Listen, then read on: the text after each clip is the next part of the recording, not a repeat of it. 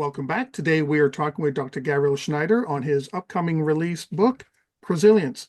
Gav, great first segment there. I wanted to jump on something that you mentioned near the end there, and that was about time. And a lot of boards, executives, and leadership sometimes have this strategy that they want to have addressed, and then it seems to be addressed, or people think it's being addressed, by just creating a plan. And your comment about long-term thinking doesn't seem to come into apply. It seems to be a quick fix. We have a plan, so that means we're fine. What are your thoughts on that? Um, Really good question. Thanks. Because that's been a fundamental driver in the way we've built the Presilience modeling and some of the tools we've included there. So the starting point to developing a Presilience-based mindset for me is this concept we refer to as Stactical, which is an integration of strategy and tactics, or tactics and strategy. In fact, Google was the very first client that bought that product from us, and we rolled out some training there. What we found is if you look at almost any business school's research, I think Harvard published one of the most thorough studies on this, but something like 80 or 90% of strategic plans are never implemented. So just think about that for a second, right? You have the smartest people theoretically in the business who set the direction and set how they want that direction to be manifested. And then nothing happens, or it doesn't come into fruition, it doesn't get enacted.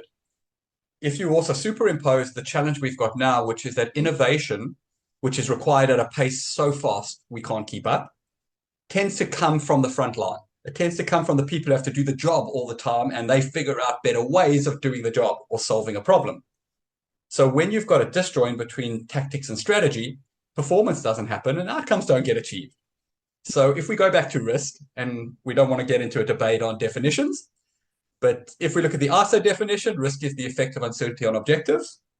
To be good at risk, we have to be able to manage uncertainty, set objectives, and manage the process of trying to achieve those objectives.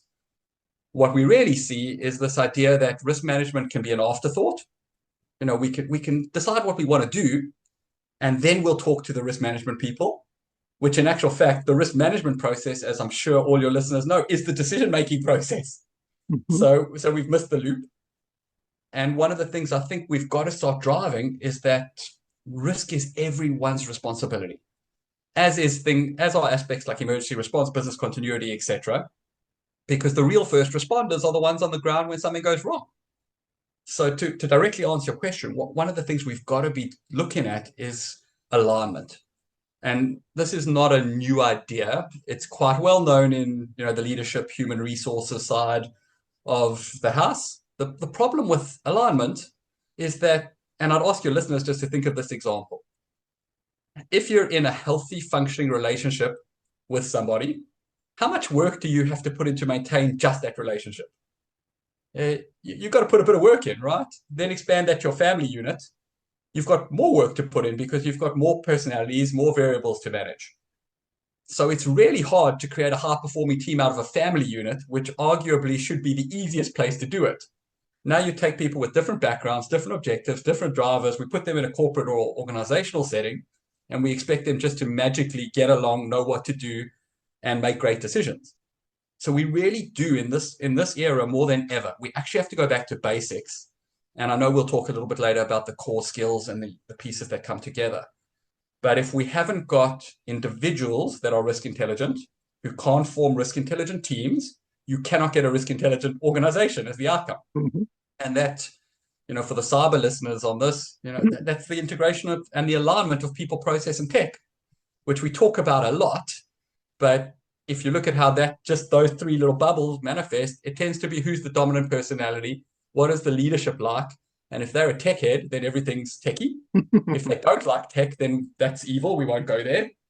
And if they understand people, which very few executives do, then they can build human centricity. Because most don't, they tend to focus on the rules.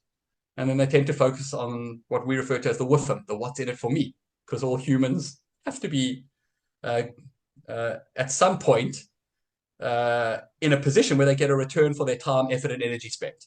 Otherwise, we lose interest and it's not sustainable.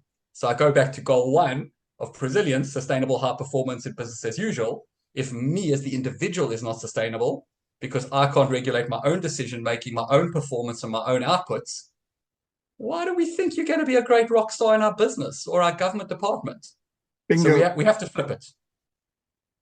I have said that so many times and people just don't believe me. And I said, I'm good at my job because I practice what I preach. If I didn't practice what I preach, do I have any credibility? Do you think anything I'm conveying, any messages would resonate with anyone? No, because I'm a scatterbrain. I don't know what I'm doing. So why would anyone else follow me? And not only that, if we really want good outcomes, because let's just call it what it is. The idea of risk management is to stop bad stuff happening and force multiply good stuff. Yeah. That's what it should be. Noting, one of your further questions, which maybe we jump to now, had to do with risk being a four-letter word Oh, and yeah. being very negatively centered. That's one of the things I'm actually trying to slowly shift the thinking of in terms of this book coming out. Because realistically, you speak to any entrepreneur, and I know I'm speaking to one right now. I've seen Mhm. you try so many things and you've got it in you. It's wonderful. But you're not naive and you're making decisions that are risk and evidence based every time you decide to do something in your business because you've been trained to do that. Very few business schools actually train that skill set, and very few executives have been taught how to make great decisions. The next problem we've got is in a fast paced, agile, and let's use the buzzwords, Mhm. world that we're living in, where all these things have to happen simultaneously. It's not good enough just for executives to be agile. Our whole workforce actually has to learn to be agile. And this is fascinating because we haven't put the work in to create the skill sets in our individuals that enable them to do that, yet we expect it from them. Now we're getting frustrated that they can't manifest it, and we put more pressure on them, which causes more mental health challenges, more violence, because people get frustrated and they can't use their words anymore, so they resort to using other things. Mhm. And then we sit around and go, this is not working very well. So, in a very simple way, I'm trying to put forward an alternative way of doing this that builds on the past, but does enable us to tackle where we are without the blinkers on. Yeah. I like what you said there about everyone being agile and the entire environment, your office environment, your organization being agile. And a lot of times, leadership and management of any level, be agile, be agile. Part of that is giving some authority of some level for people to be able to make decisions and move forward. But when they make that decisions, what happens? Why did you make that decision without coming to me first? Or that's the wrong decision. So then as you described, people end up doing the wrong thing, and then even worse, they won't do anything. And it's like we promote one thing, but we actually do something else. It's interesting. I'll give a quick anecdote. Names changed to protect the identities of real clients. Caveat given, but we were working with a small to medium city council county. They had about 450 employees, and I think their budget was about $50 million a year. So, a decent medium-sized business. I spoke at a conference and I was talking about this stuff. This is a good few years ago. And just after me, their CEO spoke about this wonderful risk management project that they'd rolled out. They'd taken the jargon out of ISO 31000 and the legislation, and they'd made it something that everyone in the business could understand.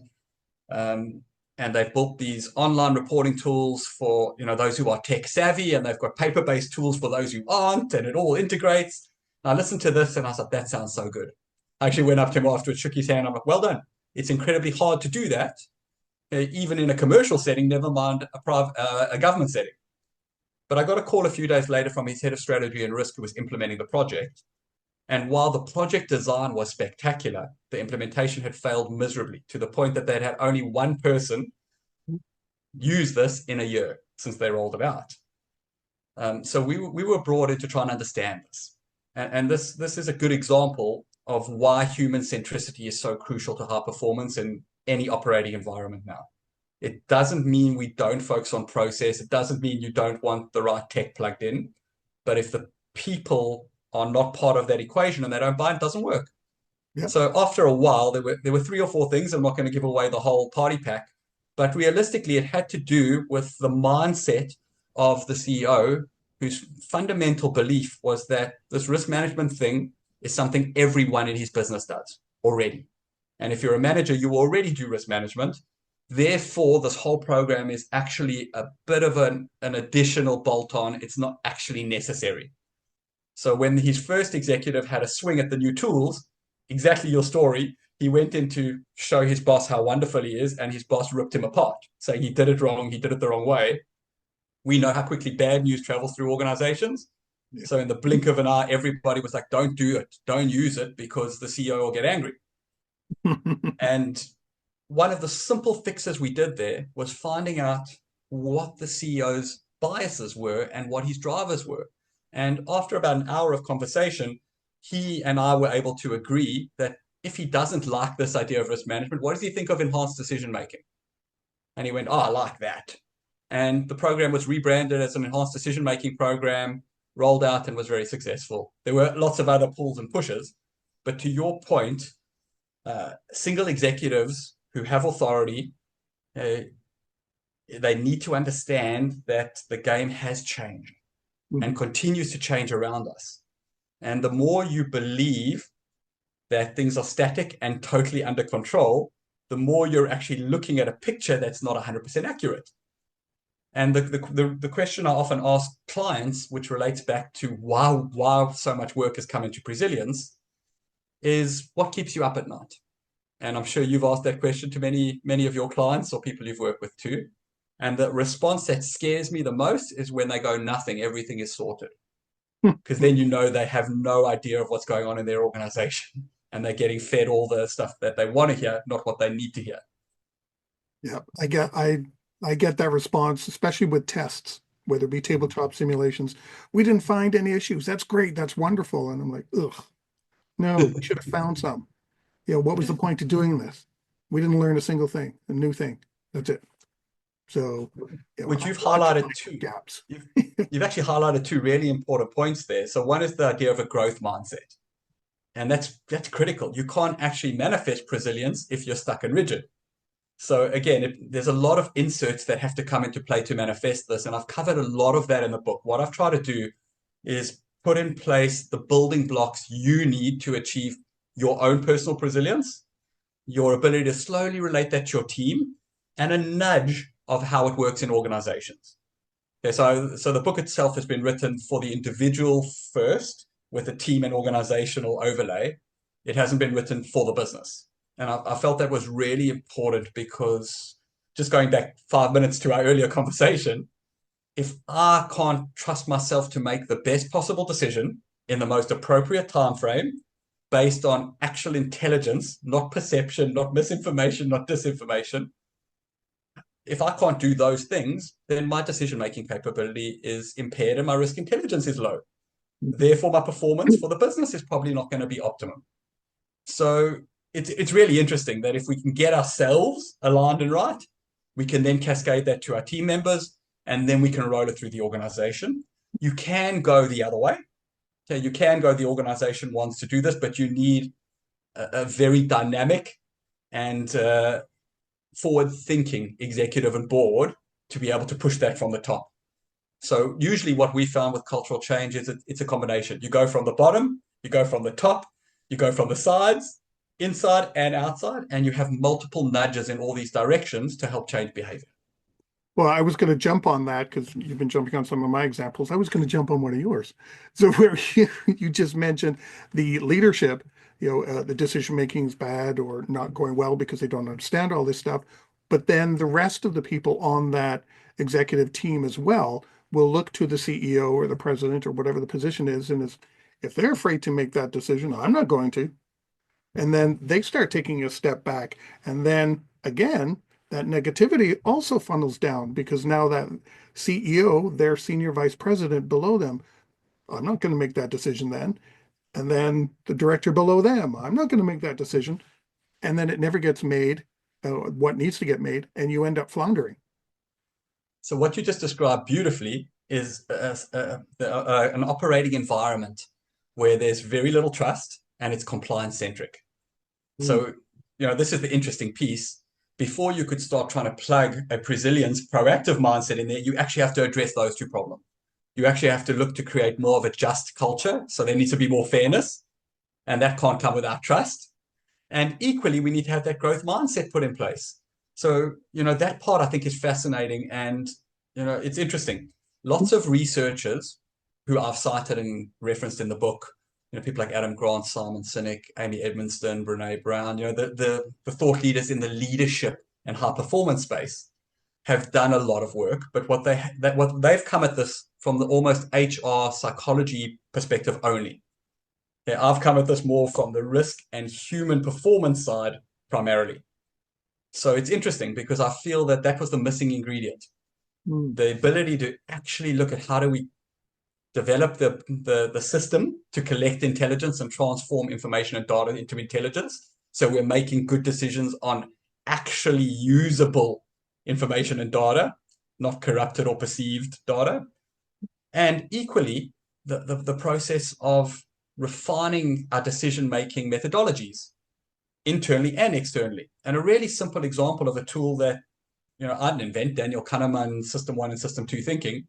There's so much research that's been done in fields like behavioral economics on decision theory, which risk managers have not taken and not applied and not used. Business continuity professionals haven't applied. So if you look simply at the System 1 and System 2, and you look at most organizational risk and resilience practices, they sit squarely in the process-based System 2, the deep analytical, complex, time-based approach of doing it. We do almost nothing for where we make 95% of our decisions, the intuitive part of it. Why? Because that's hard. It's harder to measure. It's harder to control. But you don't need a PhD in mathematics to go, you're leaving a lot on the table when you're not training System 1. So we've got to shift also the way we look at our own development, the development of others. And I'm hoping that the book, and since we've chatted, we've rolled out our own graduate certificate and graduate diploma. And we're starting to get quite a good base of very high level professionals through those programs. So the thinking is getting out there, but I would say we're still at the innovator, early adopter stage with this type of thinking.